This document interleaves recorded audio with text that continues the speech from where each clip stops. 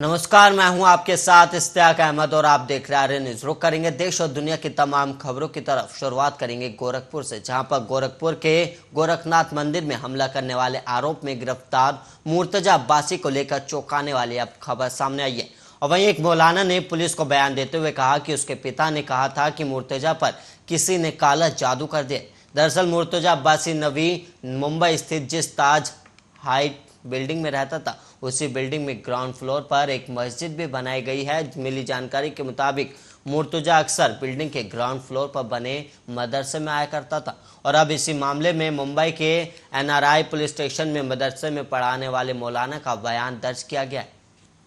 और वहीं जानकारी के मुताबिक मुर्तजा को लेकर मदरसा में पढ़ाने वाले मौलाना ने कहा कि साल 2016 में मुर्तजा के पिता मुझसे मिले और कहा कि उनके बेटे पर शायद किसी ने काला जादू कर दिया और उसका बर्ताव पूरी तरह से बदल गया और वह रात को सोता नहीं, कुछ अजीब बर्ताव करता है। और वहीं मुंबई पुलिस और महाराष्ट्र एटीएस इस मस्जिद के बारे में जानने में जुटी है, क्योंकि रिहायशी इमारत में इस तरह से मस्जिद बनाने की इजाज़त नहीं दी जाती और साथ ही मुंबई पुलिस को इस मस्जिद के बारे में कोई जानकारी भी नहीं है। और वहीं पुलिस ने नवी मुंबई म्यूनसिपलिटी को इस इमारत की वैधता जानने के लिए भी खत लिखा और इसके अलावा सुरक्षा एजेंसियां ये भी जानने में जुटी है कि जब मुर्तजा अब्बास इस मस्जिद में आता था तो वो किस किस के संपर्क में था और क्या यहाँ कुछ ऐसे लोग मौजूद हैं जो कट्टरता के काम में लगे हुए हैं और मुर्तजा यहाँ कब से कब तक आया था, और ये सब जानने में अब पुलिस जुटी हुई है।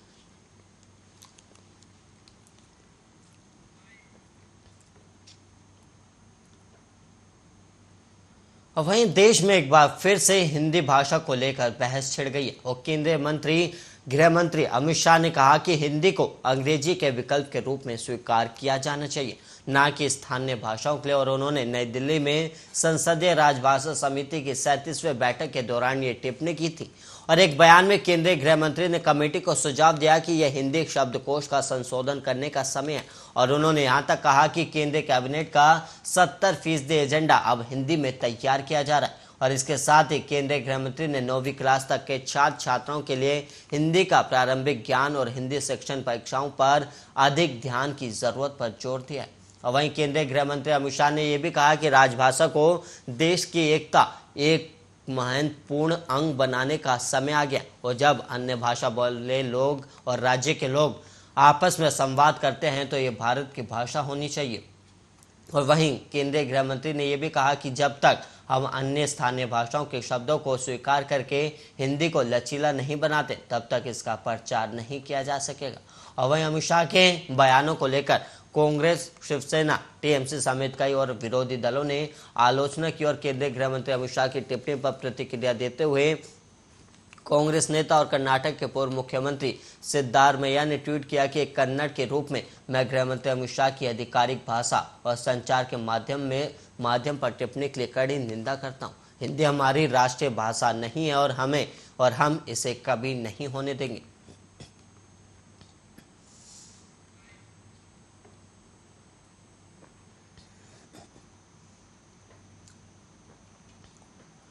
और वहीं दक्षिणी कश्मीर में 2 जगह आतंकियों और सुरक्षा बलों के बीच एनकाउंटर जारी है और पहला एनकाउंटर अनंतनाग के सरहमा में चल रहा है, जिसमें एक आतंकवादी को सुरक्षा बलों ने ढेर भी कर दिया। और दूसरा एनकाउंटर कुलगाम जिले के हाजीपोरा के दमहल में चल रहा है, जहां 2 से 3 आतंकवादी छिपे हुए हैं। और वहीं दक्षिणी कश्मीर के कई हिस्सों में इंटरनेट बंद कर दिया गया। और इस बीच कश्मीर पुलिस के आईजी विजय कुमार ने कहा कि अनंतनाग के सरहमा एनकाउंटर में लश्कर ए तैयबा के कमांडर निसार डार को सुरक्षा बलों ने ढेर कर दिया। और जम्मू कश्मीर में आतंकवादी दहशत फैलाने की कोशिश करते रहते, जिसका सुरक्षा बल मुंहतोड़ जवाब देने के लिए हमेशा रेडी रहते। और वहीं पिछले दिनों बुधवार को पुलवामा जिले के त्राल इलाके में सुरक्षा बलों के साथ हुई मुठभेड़ में प्रतिबंधित आतंकी संगठनों अंसार गजवतुल हिंद और लश्कर ए तैयबा के 2 आतंकवादी मारे गए थे। और एक अधिकारी ने यह भी बताया कि आतंकवादियों की पहचान अंसार गजवतुल हिंद के सफद मुजफ्फरपुर सोहीफी उर्फ मुआवादी और वहीं लश्कर के उमर तेली उर्फ तलहा के रूप में हुई है। और उन्होंने ये भी कहा था कि दोनों इस साल की शुरुआत में श्रीनगर के खोनमो इलाके में एक सरपंच की हत्या सहित कई अन्य आतंकी मामलों में वांटेड थे। और अधिकारियों के मुताबिक दोनों आतंकवादियों ने हाल ही में त्राल में अपना ठिकाना बना लिया था। और सेना ने सोमवार को यह भी बताया कि जम्मू कश्मीर में 172 आतंकवादी सक्रिय, जिनमें से 79 विदेशी आतंकी शामिल है। और सेना ने यह भी कहा था कि आतंकियों की संख्या में 15 स्थानीय युवा भी शामिल है, जो नए साल की शुरुआत से आतंकवाद में शामिल हुए थे। और सेना की उत्तरी कमान के मुताबिक कुल 156 आतंकवादी और 79 स्थानीय और 77 विदेशी कश्मीर में सक्रिय और 2 विदेशियों सहित 16 अन्य जम्मू क्षेत्र में सक्रिय। और वहीं जनवरी से मार्च 2022 के आंकड़े से पता चला है कि कुल 15 स्थानीय पुरुष आतंकवाद में शामिल हुए। और सेना ने यह भी कहा कि इस साल नियंत्रण रेखा से घुसपैठ के 2 प्रयासों, एक कश्मीर और एक जम्मू में विफल किए गए। और सेना का इशारा जनवरी में उत्तर कश्मीर के कुपवाड़ा जिले और जम्मू क्षेत्र के पूंछ में घुसपैठ की कोशिश की ओर था।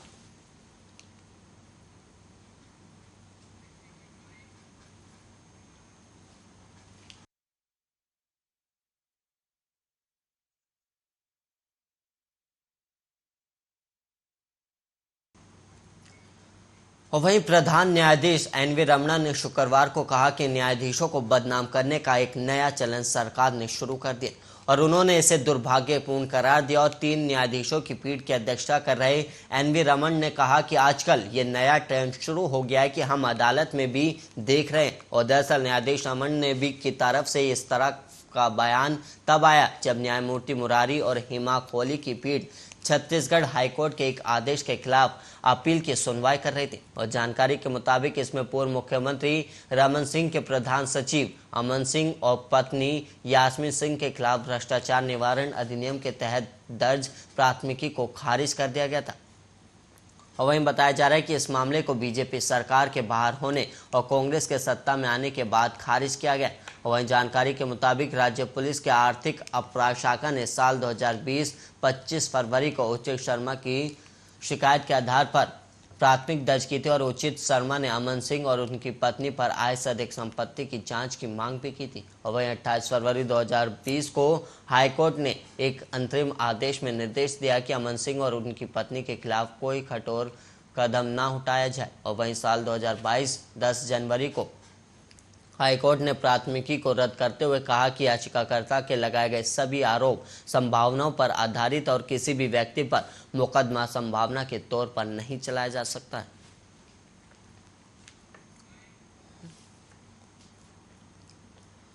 और वहीं यूपी के गाजियाबाद जिले के डासना मंदिर के महंत यति नरसिम्हानंद ने हिंदुओं से अधिक बच्चे पैदा करने की अपील की ताकि भारत को आने वाले दशकों में हिंदू विहीन राष्ट्र बनने से रोका जा सके। वह हरिद्वार हेट स्पीच मामले में जमानत पर रिहा हुए विवादित महंत ने गुरुवार को गोवर्धन में कहा कि गणितीय गणना कहती है कि 2029 तक एक गैर हिंदू प्रधानमंत्री बन जाएगा। और उन्होंने कहा कि अगर एक बार कोई गैर हिंदू प्रधानमंत्री बन गया तो 20 साल में ये देश हिंदू विहीन बन जाएगा।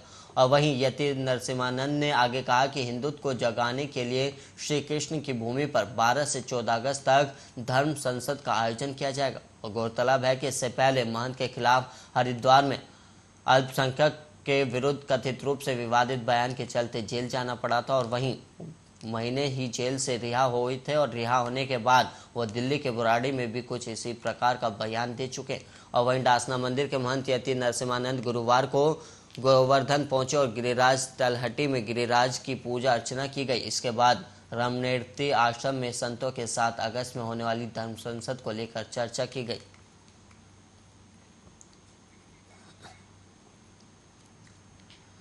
और वहीं यूपी में आज 36 सीटों पर एमएलसी चुनाव के लिए मतगणना किया जाएगा। और वहीं आपको बता दें कि मतगणना जारी है। और वहीं इसके अलावा वोटिंग सुबह 8 बजे से लेकर शाम 4 बजे तक की जाएगी। और वहीं चुनाव में सपा और बीजेपी के बीच सीधा मुकाबला है, क्योंकि कांग्रेस और बहुजन समाज पार्टी ने विधान परिषद चुनाव में कोई उम्मीदवार नहीं उतारा। हालांकि कुछ निर्दलीय उम्मीदवार मैदान में है। और वहीं वोटों की गिनती 12 अप्रैल को होगी। और यूपी के उस सदन की 36 सीटें 35 स्थानीय अधिकारियों के निर्वाचन क्षेत्रों में फैली हुई है। और वहीं मुख्य निर्वाचन अधिकारी कार्यालय उत्तर प्रदेश के अनुसार चुनाव मैदान में करीब 95 उम्मीदवार हैं। और वहीं 739 मतदान केंद्र पर मतदान होगा, जिसमें 1,20,657 मतदाताओं के अपने मताधिकार का प्रयोग करने की उम्मीद है। वहीं 8 स्थानीय प्राधिकरणों के निर्वाचन क्षेत्रों से 9 विधान परिषद सदस्य निर्विरोध चुने गए और निर्वाचन क्षेत्र है बदायूं, हरदोई, लखीमपुर खीरी, मिर्जापुर, सोनभद्र, बांदा, हमीरपुर, अलीगढ़, बुलंदशहर और मथुरा, एटा, मैनपुरी, मथुरा और वहीं एटा मैनपुरी। वही स्थानीय प्राधिकरण के निर्वाचन क्षेत्र से 2 एमएलसी निर्विरोध चुने गए, जबकि बाकी निर्वाचन क्षेत्रों से एक एक एमएलसी निर्विरोध निर्वाचित हुए हैं। और वर्तमान में समाजवादी पार्टी के एमएलसी की संख्या विधान परिषद में 17 रह गई है, जबकि इस वक्त बीजेपी के विधान परिषद के सदस्यों की संख्या 38 है। और वहीं 9 सीटों पर बीजेपी के उम्मीदवार निर्विरोध निर्वाचित हो चुके और इसकी घोषणा चुनाव के बाद होगी। और ऐसे में बीजेपी की संख्या बढ़कर अब 47 हो गई, जबकि विधान परिषद में कुछ समय पहले तक समाजवादी पार्टी के 56 एमएलसी थे, पर अब उनकी संख्या घटकर महज 17 ही रह गई है। और वहीं अप्रैल में समाजवादी पार्टी के 3 और सदस्यों का कार्यकाल समाप्त हो रहा है, जबकि मई में भी 3 अन्य सदस्यों का कार्यकाल समाप्त हो रहा है। और ऐसे में अगर इस एमएलसी चुनाव में सपा को एक भी सीट नहीं मिलती है तो मई में उसकी संख्या घटकर 11 हो जाएगी।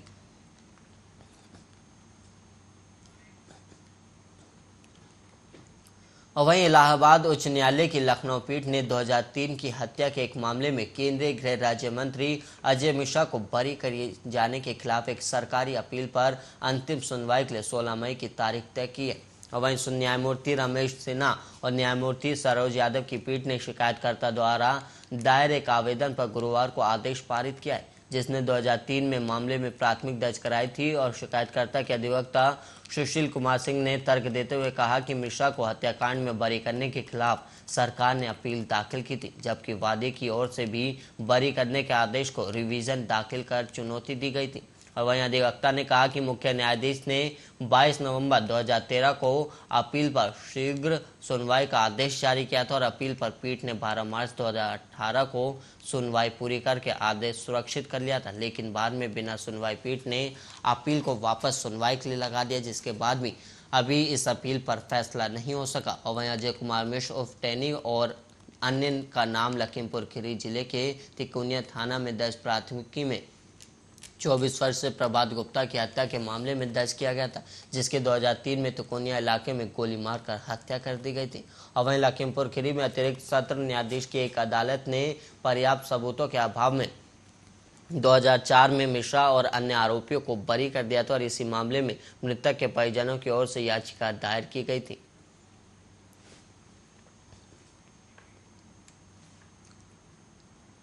वहीं Madhya Pradesh board of secondary education ने क्लास 10वीं और 12वीं के प्रैक्टिकल और इंटरनल मार्क्स सबमिट करने की अंतिम तारीख आगे बढ़ा दी। और पहले स्कूलों को 30 मार्च तक छात्रों के इंटरनल और प्रैक्टिकल एग्जाम के नंबर बोर्ड को सौंपने थे और अब इस तारीख को आगे बढ़ाकर 10 अप्रैल कर दिया गया।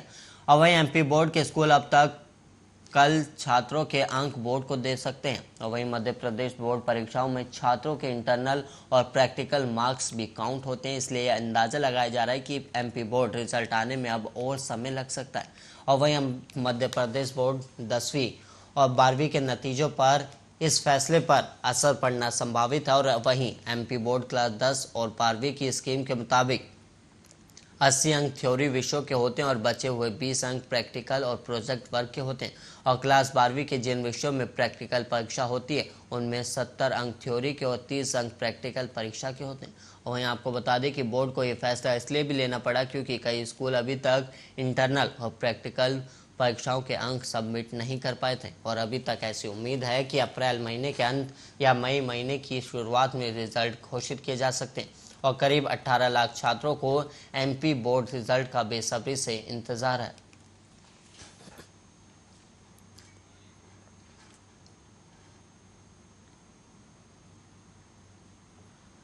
और वहीं दिल्ली के सर्वोदय विद्यालयों में एंट्री लेवल क्लासेस में एडमिशन की प्रक्रिया कुछ ही समय से शुरू होने वाली। और वहीं आपको बता दें कि अभिभावक जो सर्वोदय विद्यालय में अपने बच्चों को नर्सरी, केजी या क्लास 1 में एडमिशन दिलाना चाहते हो वो 11 अप्रैल 2022 से इसके लिए फॉर्म भी भर सकते हैं और इस तारीख से सर्वोदय विद्यालय में एडमिशन फॉर्म उपलब्ध करा दिए जाएंगे।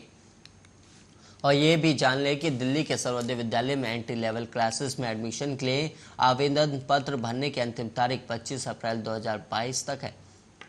और इस तारीख के पहले बताए गए प्रारूप में अप्लाई कर दें। और वहीं आपको बता दें कि सर्वोदय विद्यालय में एंट्री लेवल क्लासेस में एडमिशन के लिए फॉर्म संबंधित स्कूल के ऑफिस से लिए जा सकते हैं और इसके लिए वर्किंग डेज में ऊपर बताई गई तारीखों के अंदर सुबह 8:30 बजे से 11:30 बजे तक और दोपहर में 2:30 बजे से 5:30 बजे के बीच एडमिशन फॉर्म कलेक्ट कर सकते हैं। और वो बच्चों को सर्वोदय विद्यालय के 1 किलोमीटर के अंदर रहते हैं वो इन क्लासेस में एडमिशन के पात्र होंगे। अगर 1 किलोमीटर के अंदर सर्वोदय विद्यालय नहीं है तो 3 किलोमीटर के अंदर रहने वाले छात्र सर्वोदय विद्यालय स्कूल में एडमिशन के लिए अप्लाई कर सकते हैं। वहीं डायरेक्टरेट ऑफ एजुकेशन दिल्ली द्वारा अभिभावकों की मदद के लिए हेल्प डेस्क भी बनाई जाएगी ताकि उन्हें एडमिशन के दौरान कोई समस्या आए तो उसे दूर किया जा सके। और इसमें स्कूल मैनेजमेंट कमेटी के शिक्षक और सदस्य शामिल होंगे।